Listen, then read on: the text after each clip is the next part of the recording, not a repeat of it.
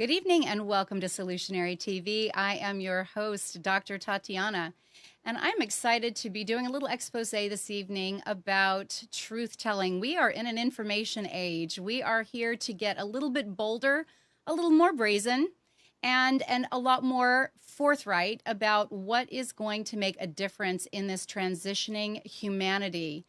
It is a great quote, and I'm going to just do a little bit of a paraphrasing here. But Mark Twain, in his infinite wisdom, said, "It isn't the stuff you don't know that hurts you. It's the stuff you know for certain that just ain't so." So tonight, we've got a special guest that is very, very comfortable talking about the things that are misunderstood by society as they relate to health, as it relates to industry, as it relates to so many things that commonly affect all of us. And let me introduce him now. Tonight we have Troy Casey. He is the certified health nut, leading longevity authority, has successfully restored physical, mental, emotional, and all other forms of health to individuals that failed with all other systems. His unique holistic approach uses nature based simply for anyone, including the novice. He has scoured the earth for the most powerful healing methods and working with indigenous tribes in the Amazon, studied also with ancient Vipassana meditation techniques, Ashtanga yoga, and more recently at the world-famous Czech Institute. His book, Ripped at 50, for which he will provide you pictures if you haven't seen them already, A Journey to Self-Healing, will testify that he knows what he's talking about and he applies it amply. It will be released soon, sometime this year. He is highly vocal in the media about his global vision for clean air, important water, soil, and equitable systems for all mankind in his lifetime. So he is on a trek. It's going to happen soon, and drives this passion and this work for personal and planetary wellness for us all. Welcome, Troy. So glad to have you here tonight. Thank you so much for that wonderful introduction, and I'm grateful to be invited on your show, Tatiana. Well, you're doing a lot with media. I know that you've got a lot of opportunity with the various aspects of your work, with the authoring of your book. I know that you're all over Facebook. You've got a really great following on your YouTube station. Being the certified health nut makes you highly visible. It means you draw a lot of attention where people are looking to see that you're walking your talk. Why don't we kind of start with what it is to be the certified health nut? What demand you place upon yourself to be, engineering your health, maintaining your very long and vital telomeres, and doing a lot of this testimonial that is based on how much you really apply it in your life. Tell us about that, Troy. Yeah, well, I realized that you really can't sit on top of the soapbox and really preach and teach people without living it yourself. And so the biggest thing that I do is lead by example. And I'm not motivated by any kind of career or anything like that. The career is a subsequent element of being healthy in this day and age.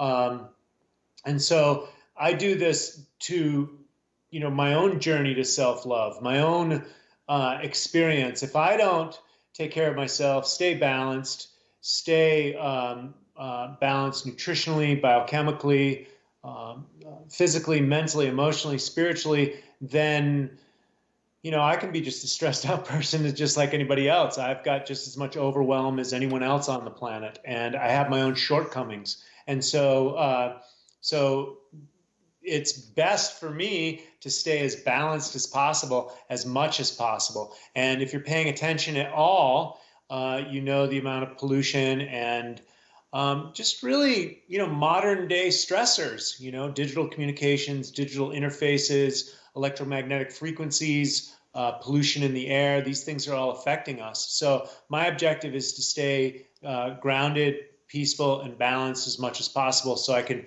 share that with others and be peaceful with others as much as possible. And it just so happens that that ends up being my message.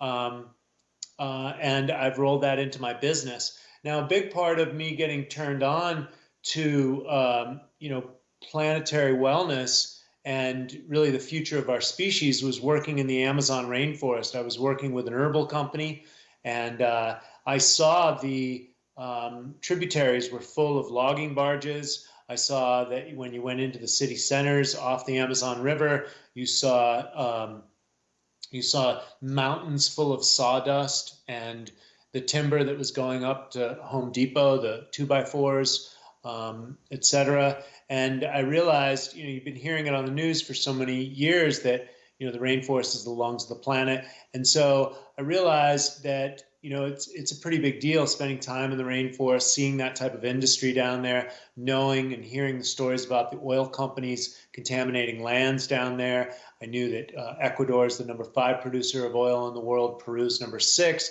And so there's usually manipulation of economies, of government, et cetera, to get this natural resource out of the earth. And I saw that that was part of the deforestation component. And the herbs that I was working with were some of the most profound antioxidants,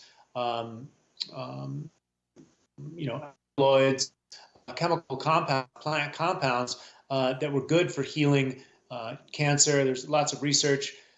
25% of all drugs on the market get their impetus from rainforest plants. 42% of all 25% of all cancer drugs and 42% of all drugs on the market get their impetus from rainforest plants, the compounds in rainforest plants.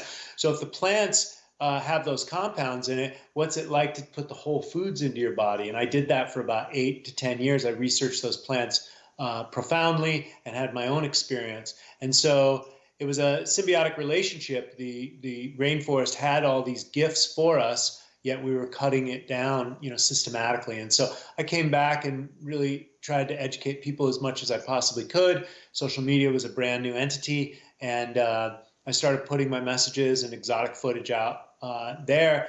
And then also at the same time, I had children into my 40s, and the exhaustion that comes along with that, and staying healthy and staying balanced and raising, young children in this very dynamic world that we've created for ourselves. Mm-hmm. And so with that experience, I share as much as I can on my journey to help others be healthy. And I have a vision for a healthy future for humanity and the planet itself. So that was really thorough. And I recognize that when you make it that much of a personal, such a personal undertaking, there's so much education that I'm sure that you've had to navigate through, Troy, to be able to figure out what does it actually take to see the world different, because it is a biosymbiosis, and what is going on down there absolutely affects what's going on here, not just in how we commodify it or we extract things from areas of the world that might be overly exploited, but also the fact that we can only do that for so long before it has a really obvious and direct effect on all of us. It's a planet that we share, it's alive, and you've talked in some of your other speaking opportunities to that fact that we, in fact, at one point I recall you specifically saying that you were running for president of planet Earth the last time that we connected while you were here in North Carolina. And I remember thinking, what a great way to phrase that, ambitious and lofty as it is. It's a planet that needs to come together because it's a planet that is out of balance right now. We do have a lot of misinformation going on, and I'll touch on a couple of them. We'd like to believe that we're safe. We all want to feel secure. The psychology model that most of us have been aware of, if we've done any research into it, is that any new concept that we meet as an individual or within society that is jarring to our sense of safety and security usually is met at first with shock.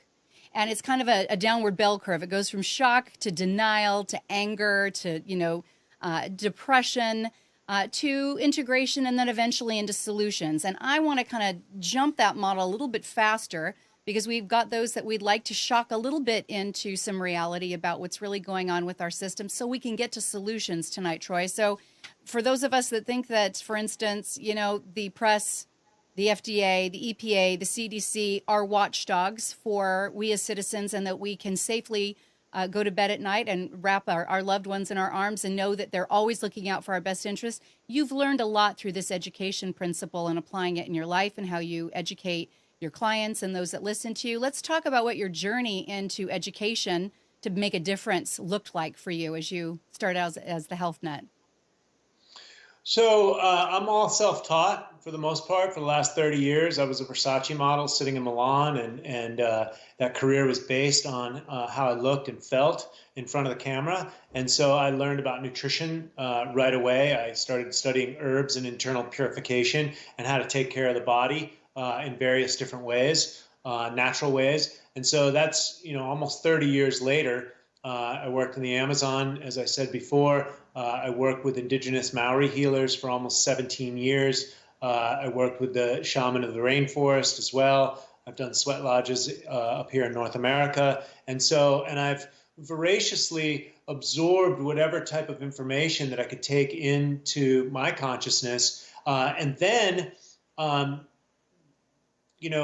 take that in and then look out and create my own worldview, my own working philosophy as things dynamically continue to change.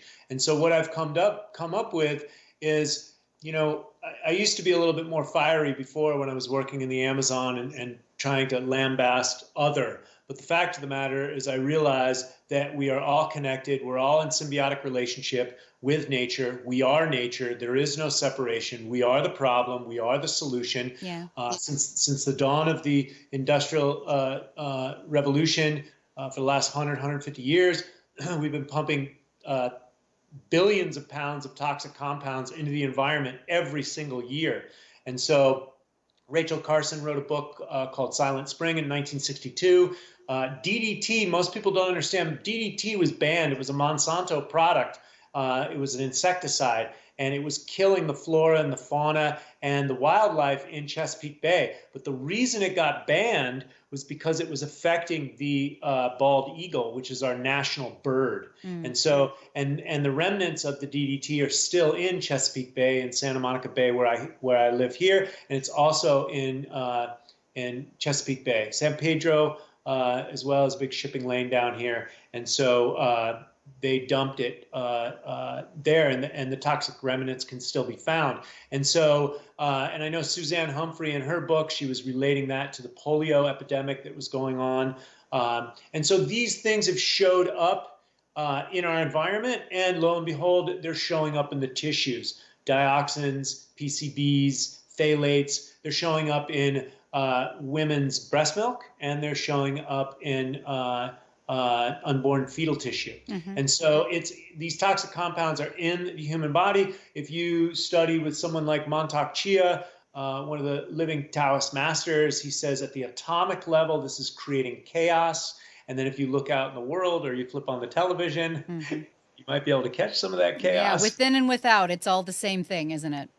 As above, so below. So if we're trashing the planet, eventually it's going to start showing up in our body, in our tissues, in our results, in our statistics. And lo and behold, 70% of the American people are obese or overweight. We've got 1 in 2 has cancer. Autism is through the roof.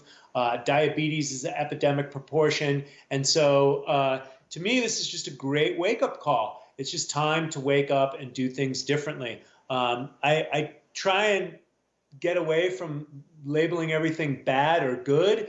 I see that many things are just good for business and maybe not good for the human or good for the earth. And those things just have to change. And it's always been a small group of people that have seen injustice and or stood up to it that have made huge differences in the world. And that's what's happening now. But I do believe the second coming of Christ is when we all rise up to the next level, when we all rise our consciousness. And so, and I think all are called. Not everyone heeds the call. But as we develop our humanity, as we develop our consciousness more and more and more of us wake up, I do believe that's going to create a 100 monkey theory, or raise the bell curve, if you will. Critical mass.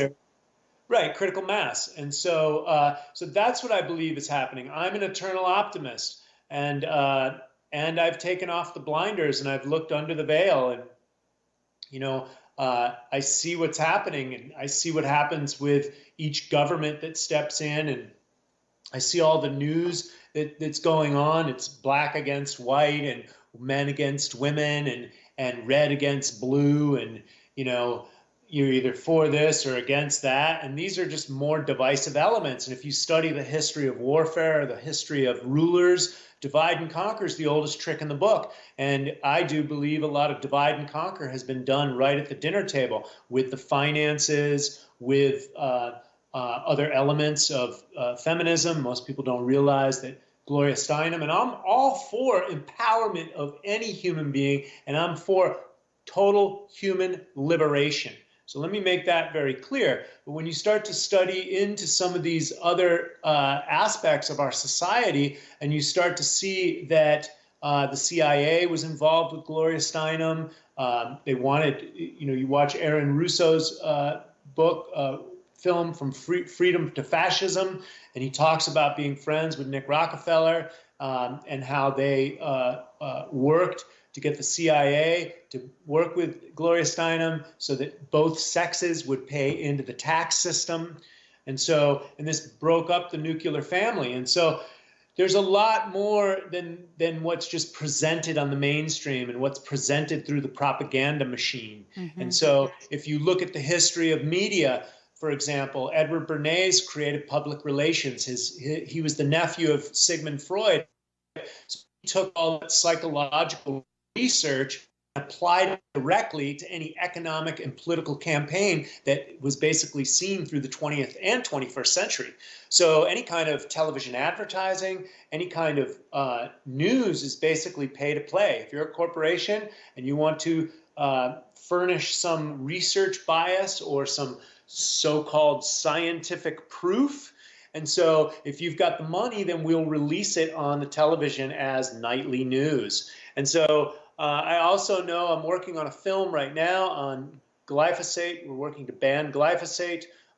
This takes out the gut microbiome. The gut microbiome helps the body protect itself against invaders. It's part of the immune system. It's our second brain. And lo and behold, it's like people aren't thinking. People aren't digesting their food. People have autoimmune problems, immune system issues, through the roof. And so this insecticide, this herbicide is ubiquitous. Not only is it's got 3 patents, it's got the number one application is for Roundup Ready GMO crops. Yes. So this seems to be much more of a bigger problem about the GMOs than anything. We can't necessarily prove right at this second because the humans are the long-term feeding study of that scientific project. So we're still finding out information about that, but there's plenty of information showing the smoking gun to glyphosate. And so let me pause you right there, Troy, because you're quoting things that can be researched and can be found. But would we agree that most of our audience listeners, maybe not on this particular show and maybe not today, but most of those out in the public don't know where they can get these statistics. They don't understand the deals that are going on, between the EPA and the FDA to be able to roll out several more different glyphosate-based basically poisons, herbicides. And right now we know what the science is saying, but it's not getting the mainstream news. It's not being able to be demonstrated the contributing factors to the rise in autism, the rise in the gut issues that are creating, endocrine, issues in our youth. And where are you telling people to come and get some of this information? Because you had to look for it. And what we really want to be as truth tellers is we want to be able to turn back and say, hey, if you want to get the information, it can be found, but you need to advocate for yourself and you need to know where to look. What do you say to your people? Go on the WHO, the World Health Organization. In 2015, they called it a probable carcinogen. And 3 of the researchers from the IARC, which is the International Association of Research Commission or something like on cancer, they did all the research on this and they called it a probable carcinogen. And Food Democracy Now! Has compiled the data and is working with those scientists and released a report last year around the election called Glyphosate on Your Plate. And so all the definitive science it can be found there. And then Robert Kennedy Jr. has over 1,000 lawsuits right now against Monsanto for this. I saw recently an ambulance chaser video commercial on television for local California. Hey, have you worked as a gardener? Have you worked on a golf course? Have you used Roundup Ready? They're looking at connecting it to non-Hodgkin's lymphoma, and And so I can send that to you as well, and you can post that up on your Facebook. I posted it before. And so look, I'm not the only one who's saying this. You've got attorneys that are now taking out advertising on television in the state of California. So I'm not the only one. Robert Kennedy Jr. He's got 1,000 lawsuits. There's 1,000 lawsuits, I do believe, in the EU. There were hearings in the EU. It's been banned in Chile, I want to say. It's been banned, I think, in Russia and in China. And the information's out there. And so if people want to know more information about the revolving door of CEOs of companies like Monsanto or their sister company Searle, watch the 2005 documentary called The Future of Food, where it goes in detail of how the Food Administration works. Most people want to think that we arrived at voting a black man into the White House, for the history. And look, that move was kind of a progressive move, and I'm all for it. Power to the people. We've elevated ourselves at least to accept that situation. But let's not be foolish. He put the fox in the hen house. He took Tom Vilsack and made him. Tom Vilsack was the was he commissioner of the USDA or appointed? You're talking about selective placement with back scratching between politics and corporate, right, Troy? Correct. Which is an ongoing issue. We know this. I actually pulled up some things just on the internet regarding what's going on with the FDA and the EPA and letting different really high neurotoxins. We're talking about this stuff, and this is just to mirror and parrot what you're saying. We have these glyphosate-based products that have just been rolling out instead of stepping back and saving the bee population and doing more of the studies, recognizing that we have all of these issues in the air, in the water, in the soil, children with constant states of inflammation, endocrine disruptor issues. The risk assessment practices at federal agencies have not been updated for modern scientific principles, including accounting for the fact that people are exposed to multiple chemicals, that certain groups, such as the genetically susceptible, the very young and old, can be of greater risk and exposure. And this is coming out through the Environmental Health News after quoting the former EPA director, Tracy Woodruff. We recognize that these are products that are not food anymore, and the EPA and the FDA as watchdogs are supposed to be protecting the public. How do we appeal to the public, Troy, to get them to realize these positions that you believe that they are holding to look out for us have been contaminated by profit? They've been contaminated by favoritism and favors that are going back and forth, and that we can't sit too comfortably with the press believing that they are watchdogs and are impartial to news and what they will print and what they won't. The FDA, the EPA, the CDC. How do you encourage people to actually inquire? Because you're making it perfectly obvious the information's available. People don't necessarily know to stop trusting and look. So we're at the beginning of that shock and that denial piece. How do we move people past that and start sliding back through to the opposite end of the bell curve so we get closer to solution? Well, I personally think it's playing in our favor automatically. And here's my philosophy.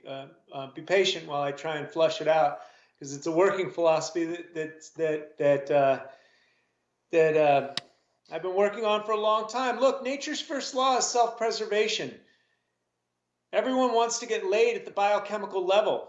What are we doing on TV? The Kardashians, like the #1 show for like 10 years in a row. Tits and ass sells. We have pornography in television commercials, television shows, music videos, etc. Everyone wants to get laid at the biochemical level. Procreation is at our biological core. And so what you're seeing is, and I've already seen it happen in the fitness movement. So if you're not eating some kind of healthy, non-inflammatory food, you are not going to be able to perform the athletic level of yoga, of CrossFit, of strength training, etc. in 2018. Because if you're eating garbage food, your youth and your talent will only take you so far. And so if you're eating garbage food, it's going to end up giving you a fungal infection, shutting down your gut, and it's going to end up showing up in your skin. It's going to show up as pimples and or blackheads and or other dysfunction from losing your hair, having a beer belly, losing your posterior chain, losing your butt, etc. And if you at all want to get back on the train, maybe people are going through a divorce or they're young and they want to get laid, it doesn't matter. This is my certified health nut, philosophy, working philosophy. And so what's happening is you're going to hit the wall if you're eating this stuff. You're going to fail. And what's happening? 70% of the American people are obese or overweight right now. And that was 62% when I started my company. And that was almost, around 10 years ago. That's exponential growth in a very short amount of time. And okay, so that's exponential growth, short amount of time, 70% is pretty high rating. If I don't put my foot down and activate everybody around me, it's going to work towards 100%, and that includes me and my family and my genetic expression. So that's why I'm so lit up. That's why I'm so vocal. That's why I'm so positive,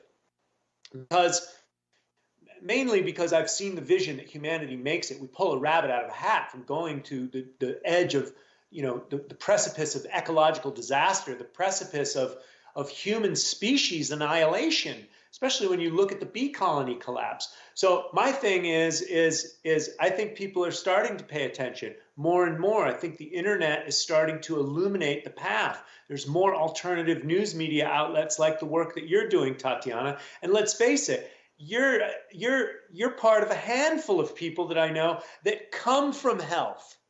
Right? You come from health, and now you're doing media. And so Jordan Sather, who's got a lot of traction right now as well, he came from health, and now he's doing media. And so Jason Christoff is another person. And so, he's got a physical fitness, he's got a holistic health practice. But if we don't get the messages out to our brothers and sisters to tell them that they're being poisoned, that we're poisoning the future of our species, then this is, to me, this is the only road to go down. And this is what we're starting to see on the internet, much more prevalent. Even Alex Jones, the wild man, he sells, high quality supplements on his website. Mercola, the #1 natural medicine site on the internet, he offers a ton of information. Mm-hmm. So this information is out there. It's getting out there more and more, and people are running at the end of their rope. You got to remember the system that we're in. If you're sick, you go see a doctor. Who pays for that? The insurance that you pay into, and the corporate welfare that also pays for the insurance, and the government welfare that keeps all this medical industry in place. The American Medical Association was instituted by the Rockefellers. The Rockefellers worked with corruption and collusion to keep their oil interests at the highest level. They would buy up railroads. They would buy up other things that wouldn't allow competitors to compete with their oil pricing and their monopoly ultimately. And what they've done is created a monopoly on the world, and the American Medical Association is part of that. The educational system is part of that.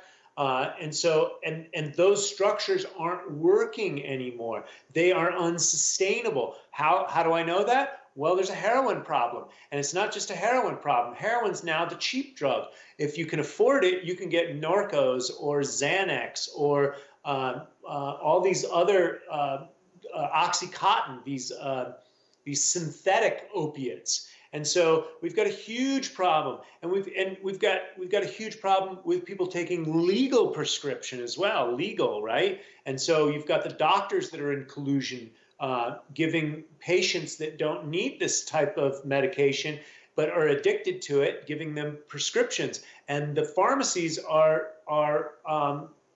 producing they're filling these prescriptions. And then you've got 75% of advertising on television is pharmaceutical drugs. So the whole system, to me, looks like it's going to shit the bed. I mean, ooh, yeah. and you know what? I mean, look, I'm not afraid of death, right? Death is a part of life. It's just a part of life. And I think there's so much fear that's sold to us about terrorism or dying from this or dying from that. So go see your doctor or whatever, get vaccinations and all this stuff. But these things aren't working anymore, and people are waking up to that, and they're Mhm. going, oh, okay, let me flip on the internet, let me Google healthy people or fit people or anti-aging or longevity or whatever, and you can find it like simple natural solutions to aging, Mhm. or exercise for an aging population. And so my solution is taking off my clothes. Hey, showing what a 52-year-old man looks like. And what are the normal statistics? They don't look like I look like. And I'm not God's gift to physique or bodybuilding or anything. I'm just what's possible when you take care of your body temple, you take care of your instrument, etc. And so I think that the solutions are out there. And Let as me above, pause you so right there again, Troy. Why is your situation different from any other adult male? Let's just say in the United States, your age, gets up every day. You know, he's worked really hard to wedge himself into a profitable place in his career. He maybe is at, just past the peak of his career, and he doesn't have time to get up and exercise. He only eats what his wife put in front of him as he was running out the door. He grabbed his coffee. Maybe they both work. He gets off to his job. He works all day long. He gets tired, and the way he wants to serve himself is to come home and put his feet up and just rest and take the slack off from a long day. What is the difference in the kind of self advocacy that's required to make a difference? Educate yourself on a system that will continue to make you sick, continue to keep you weak and cripple you, as opposed to those that look around and say, the system isn't working for me. I don't think it's working for any of us. How do we appeal to those that think that there is an easier way to live and thrive and pass it on to the next generation? well, I think there is, only one choice. If you don't like the way you look in the mirror, if you don't like the way you feel, then there's only one person to really look at, and then realize that it's going to come down to a series of choices. Um, Harsh to reflection, right? Harsh self reflection. Yes, I mean, look, if you want to be good in business, you got to reflect. You got to take stock of what you have, the assets that you have. Um, your employees, what the market is. You got to assess that. You do the same thing with your health. You got to be honest with yourself, and you got to take stock of what you have in your inventory. And so that's what I do with my clients, is I have them look in the mirror. Who and what do you want to be, and which direction do you want to go in? And so if you want your health, if you want to pick up your grandchildren in the next phase of your life, look, people are already living longer anyhow. They're living to about 70 or 80 years old, depending. And so what's the quality of life that you want to live? That Mm-hmm. comes down to a choice. If I can pull it off, and other people in California and New York can pull it off, it seems to me the coasts are the one, or maybe it's more affluent areas. If they can pull it off, then you can pull it off too.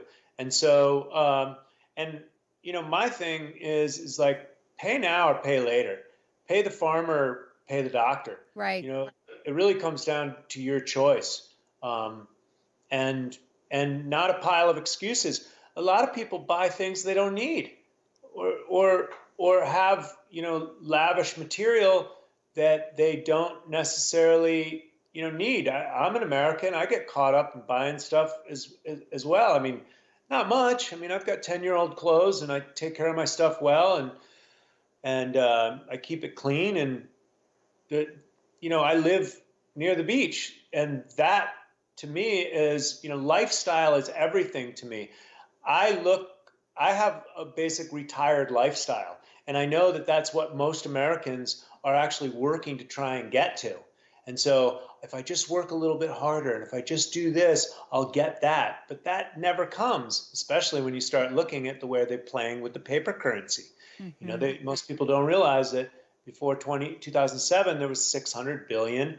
Uh, that was the paper ceiling in the Fed. And now it's 4 trillion. And most people don't realize Most people are counting on those Roth IRAs and those 401ks coming to maturity and having something to relax with, and don't realize that the system's being held up with kind of fiat concepts and wishful thinking, right, Troy? Yes, and the fact that most people don't even realize the difference between $1 billion and $1 trillion. Mm. And $1 billion is a pallet full of $100 bills, and $1 trillion is a football field full of pallets.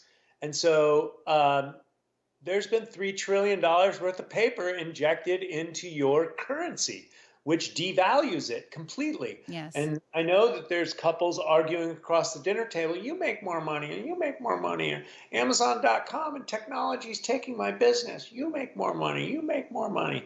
And it's like, and it's ripping families apart. And we bailed out the banks. And again, we voted in Barack Obama, and we've changed and we've evolved so much. And what did he do? He did the same thing that Bush did. He bailed out the banks. And so, and I'm not trying to be partisan or anything. What I'm just saying is it's nothing's changing. Right. Bush, It's more of the same broken mentality and the same Band-Aid application. It just gets us deeper, right? right. And it doesn't seem like there's any political solutions. And lo and behold, you start uncovering again what I point out with Barack Obama appointing Michael Taylor, who was the VP of Monsanto. He appointed him to the FDA, and Tom Vilsack was the governor of Iowa, flying around on the Monsanto jet. He appointed him to the USDA, the United States Department of Agriculture. Mm-hmm. I mean, this is the fox in the hen house. Yeah. So this is corruption and collusion, plain and simple. I know someone who hacked into the FDA database. Well, first of all, it's not really a hack. Anything on the internet's always on the internet. But they went back in time on the internet and found 750 documents showing that the glyphosate, and that they knew that this was a probable carcinogen. And so this is all going to come out. There's internal memos that Robert Kennedy Jr. uncovered in his lawsuits from Monsanto. This is all going to come out in these lawsuits. And this is the type of collusion and corruption that we have in our government. You know, I'm not a complainer about money. We're just dealing with a rigged system. Most people don't like socialism, and crony capitalism is what we live with. It's not unfettered pure capitalism. It's corporate welfare and crony welfare capitalism, and that's the world that we live in, and that is socialism. Mm-hmm. That's friends taking care of friends, you know. And so it's just time to renew the system. So what are the solutions that I came up with? Free energy. We usher in free energy. Nikola Tesla was already working on it. It's on the tips of the tongues of people like Elon Musk, who named his car company after Nikola Tesla. Mark Rodin's got some math on there. Nassim Harriman seems to be working on this. You know, John Harrison up in Canada had some cold fusion research in the 80s. Look, there's, you know, let's just call it forth, like the Wright brothers. You know, I want to fly like an eagle. Let's call it forth. Steve Jobs, I want everyone to have handheld computers. All right. These are ideas in the minds of men, yes. Right? The mind of human, right? So we can do the same thing. Whatever the mind can conceive and believe it can achieve. Free energy's coming to this planet, right? This whole fossil fuel nonsense, I mean, great. It got us, you know, to the manifest destiny point of where it's taken us, which is the precipice of ecological disaster. Okay, time out. I like flying on planes. I like driving fast cars. Okay, but it's time to innovate, upgrade, evolve the systems. I call forth free energy.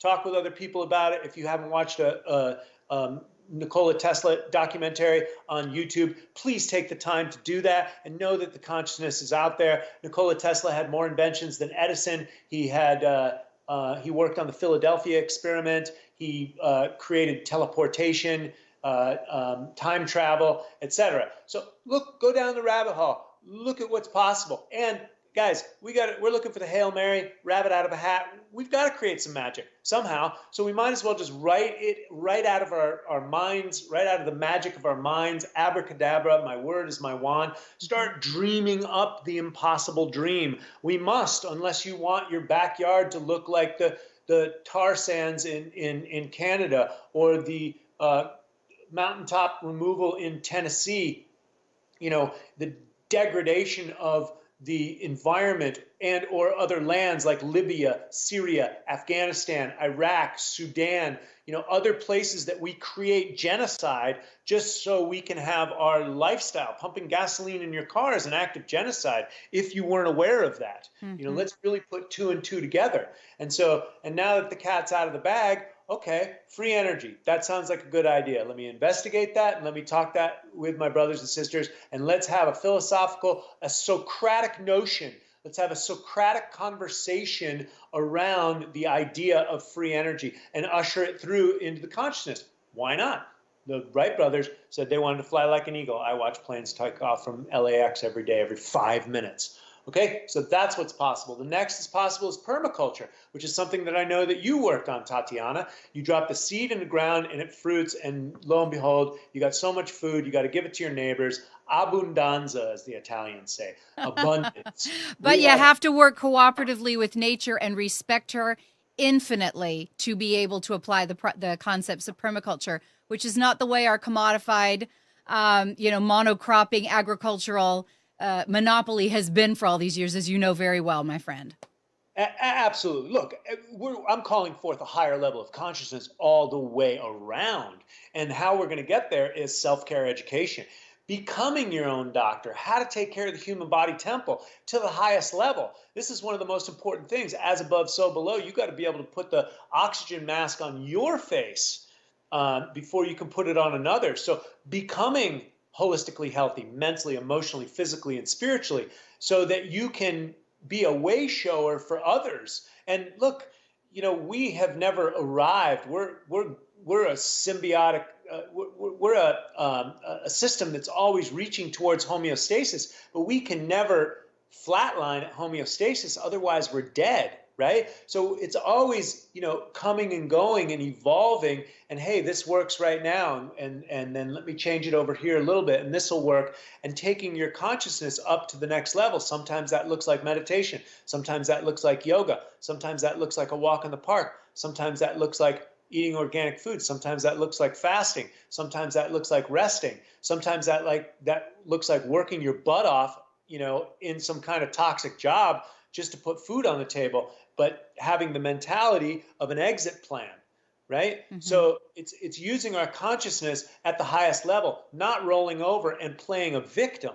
So self-care education is at the cornerstone. And the second level of really ushering in, because permaculture is here, self-care education is here, we just need to take it up to the next level.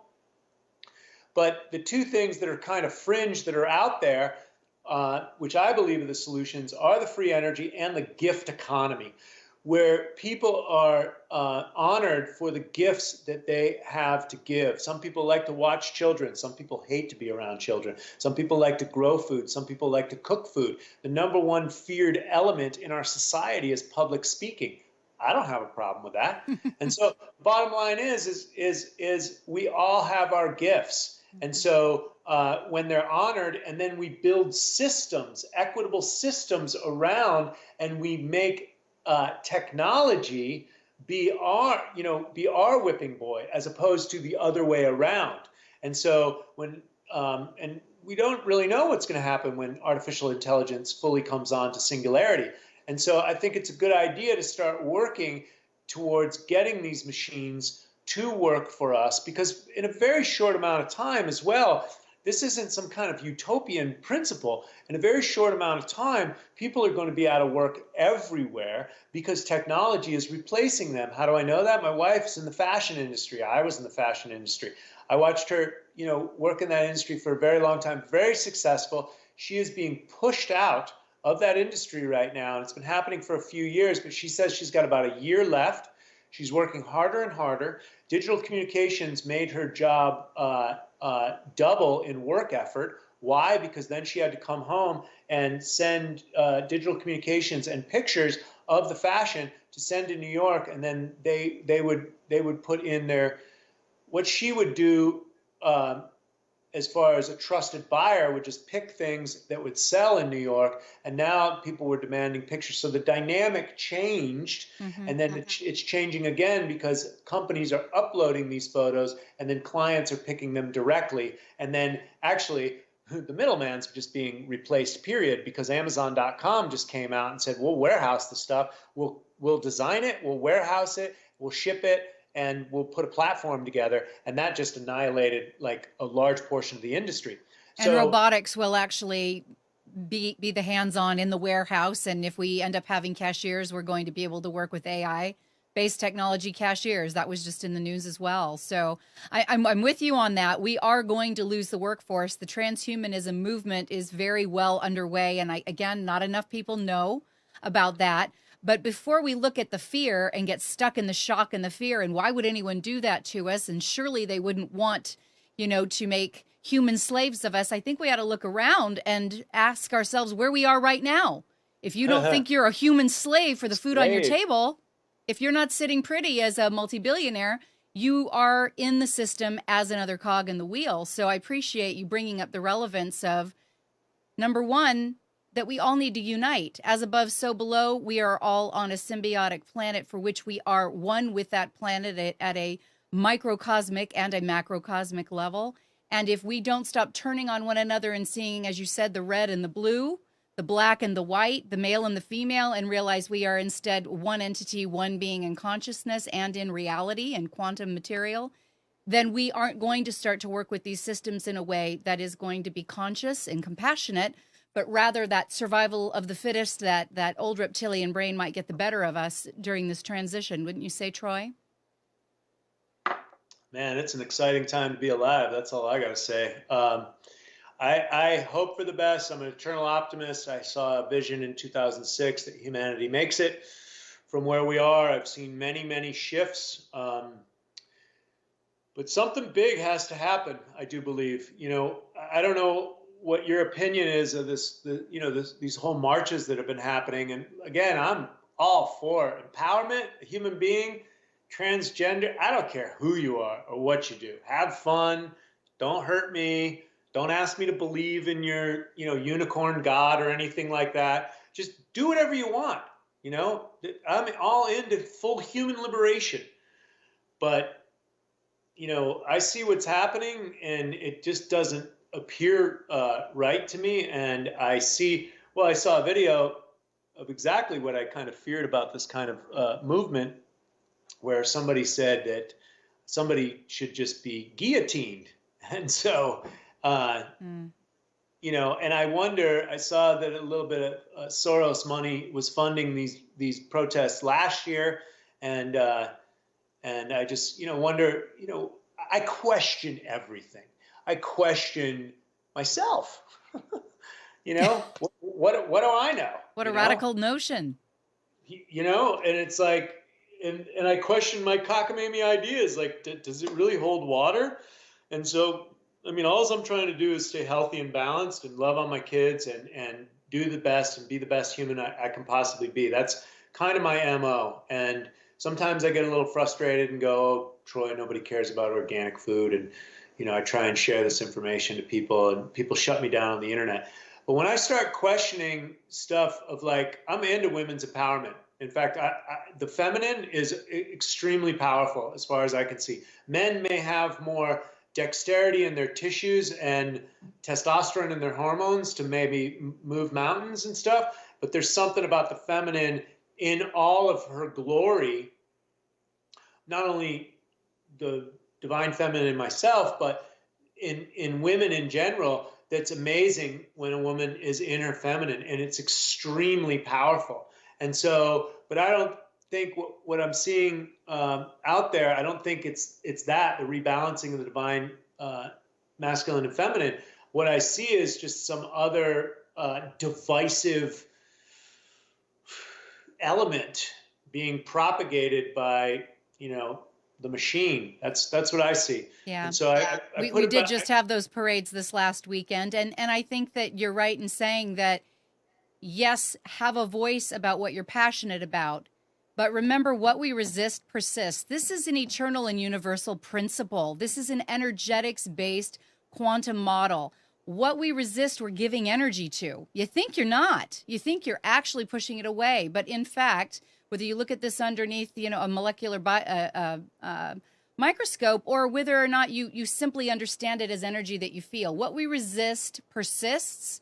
And if we want to come together and we want to have equality and we want to have fair voice and we want to be able to ascend in this era, this transitionary time of human evolution, which seems to be, any expert you talk to, whether it's Elon Musk or Stephen Hawking, or you're listening to Dr. Bruce Lipton or Greg Braden, there is a uniform voice that we are changing, that our society will never be the same again, that there is no going back, that we're about as toxic as we've ever been, and that we can either ascend together into a place that is a far more utopian future, or we can keep this derision, as you're saying, Troy, and head more into a dystopian future where we really have stripped the life and the beauty out of the fabric of life. I want to stay with those solutions. I think you're right with the free energy. We know now that the government is disclosed that they've had UFO technology for over 70 years, that they have reverse engineered all kinds of that technology, that there appears to be anti-gravity and toroidal fields that create energy, just pulling it in from the ethers. I think we're close to free energy. But let's kind of button up these solutions since we're winding down on the hour. You've got a powerful voice for this. You've really pieced it together. And as critical as you may be in reflection on yourself, you really have thought about it spatially. If we were to ask our viewers, our listeners tonight to really walk away with the best conclusive aspect of how we can go from fear to solution, what does your wisdom pool say? Well, again, I just go back to, my mission and what I talk about, all the time, which is really, your own self-love. It sounds so trite, just love yourself.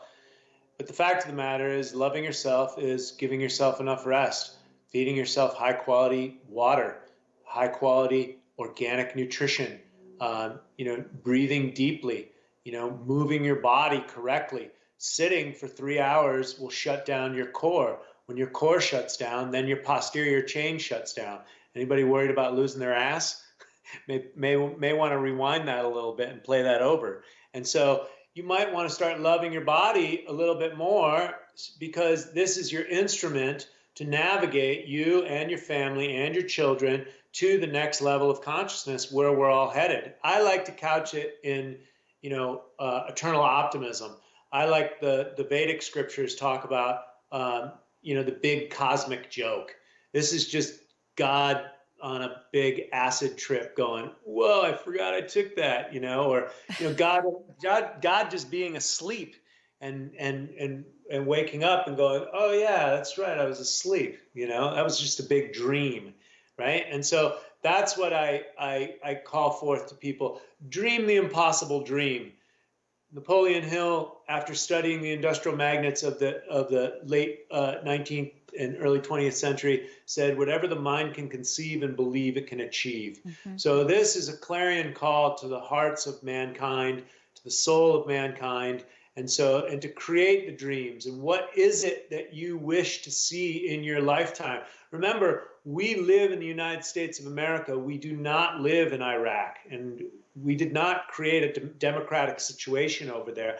We took out someone in a very non-democratic way, and Hillary Clinton was the department, the head of state at the time. Syria, we did the same thing to. We don't live in Afghanistan. We don't live in Iraq. We're not a war-torn country, and so we can still think. We can still dream that impossible dream. I know that Martin Luther King had a dream as well. And so what is your dream? What is your dream for the future? And dream big, get your mind right. What is it, the world that you want to see for your children? What is it that you want to see? I'm 52. I've got at least 100 years or so, or, I'm going to shoot for 150. We'll see what happens. But let me get up to 75. And make sure that I've got my whole apparatus working. Mm-hmm. Okay, I want that. I know there's a lot of research coming out with stem cell therapy. Oh, There's a yeah. lot of good technology that's coming out right now. And I think if we can clean up the environment and get high quality nutritious food, we can gallivant on this planet for long periods of time. And so my call is to the heart and soul of humanity. And what is that dream that you want? Dream big. Just don't wallow in the nightmare and worry with the anxiety like me. Look, I'm on the same planet as you, right? I have my own worries, depression. I got to balance my own dopamine and serotonin and navigate social media and the overwhelming stress of email interface, text messages, ultra communication with, Wi-Fi all around us and 5G networks that are stressing us out on a hormonal level, et cetera. I'm navigating the same situation. And Skype, Troy, don't forget Skype. You're nailing it on the head, my friend. And I know that we are going to have those in this audience that want to know, how do I learn more about this gentleman who seems to have his finger on the button of so many hot topics that are ultimately very much entrenched in all of humanity and where we are headed together? Why don't we draw some attention to your website and your book and any other social media that you'd like to let our listeners know about? Yes, I'm on Certified Health Nut. I put the brand out across the internet. It's branded pretty well. And so Facebook, Instagram, YouTube, I've got about 500 videos on YouTube. And then TroyCasey.com for clients that want to work with me and want to heal themselves holistically, looking for a lifestyle overhaul. I only work with a handful of clients every year. And so you can visit TroyCasey.com. I put a ton of free information all over the internet. My Facebook page is a way for me to rebel rouse and to shift consciousness and ask deeper questions and question reality and question myself. It's a big entertainment fest for myself. I try and keep everything in tongue in cheek. And I did stand-up comedy for many years, and I did improv, and I like to use some humor and try not to take it so seriously.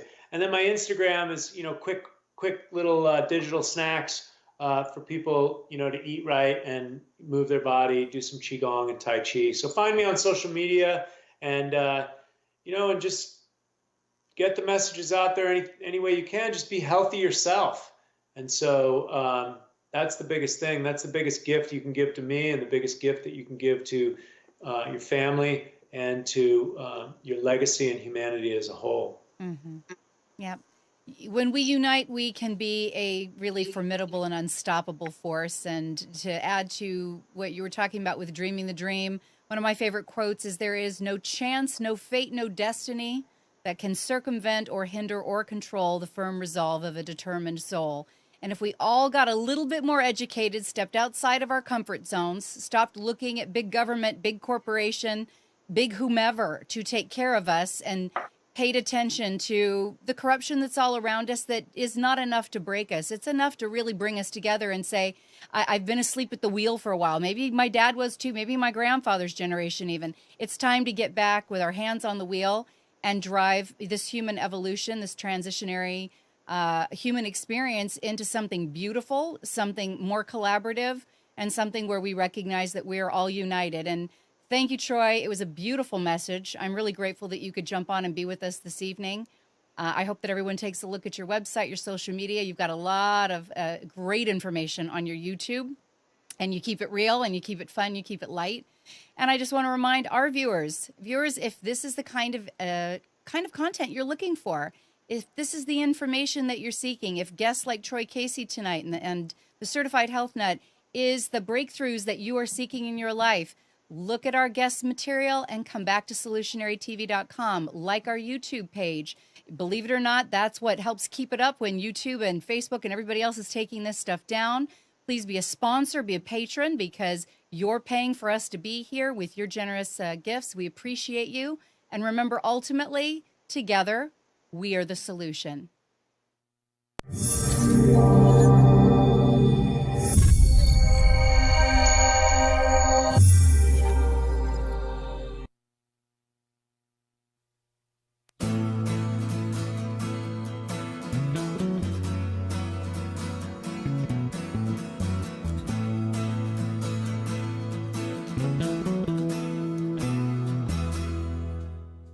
You are tuned to the Nissan Communications Network. If you tuned in too late, you can always watch each program in its entirety or download an MP3 audio file of it in the archives section at nissancommunications.com. Don't forget to subscribe to our YouTube channel, follow us on Twitter, and like us on Facebook. Sponsored by Telestream's Wirecast software, StreamingGear.com, Carolina Apparel, and DeltaForce.net.